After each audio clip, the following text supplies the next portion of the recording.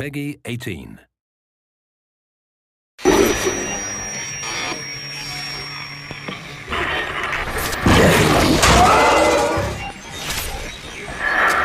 As any engineer knows, a great creation is made up of many components, much like the human body and all its vital organs.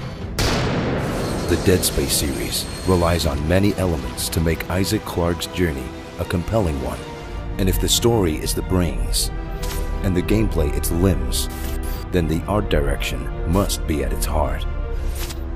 Lighting in Dead Space is almost a character in itself, alive and always reacting to Isaac's presence.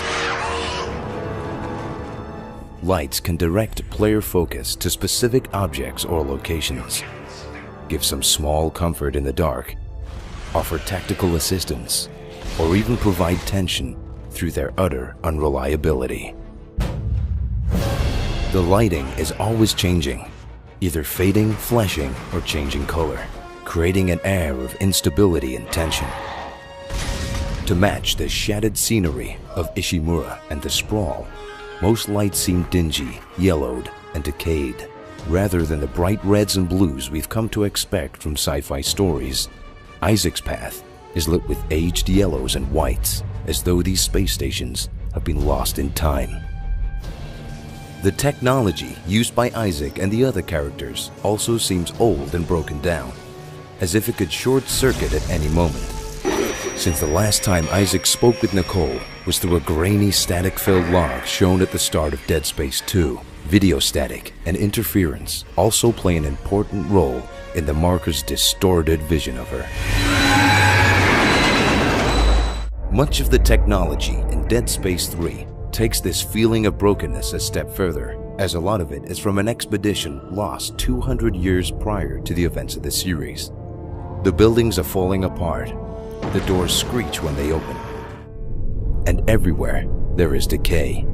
Each of the locations of Dead Space, the USG Ishimura, the Sprawl, and now Tau Volantis, have their own unique design. Gothic-style architecture is prominent.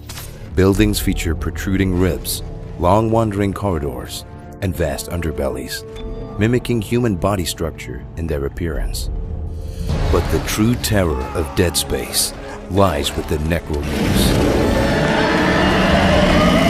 These hideous, twisted visions of humanity exist only to kill, and yet the tiniest glimmer of the people they once were still exists in their clothes and corrupted faces. Their bodies have been bent, broken, and repurposed from dead flesh to slash, gut, and gore.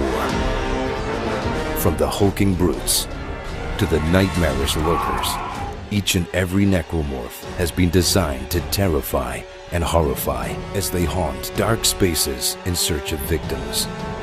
But thanks to lighting, location, and sound, even when the necromorphs aren't visible, their presence is felt by Isaac every step of the way.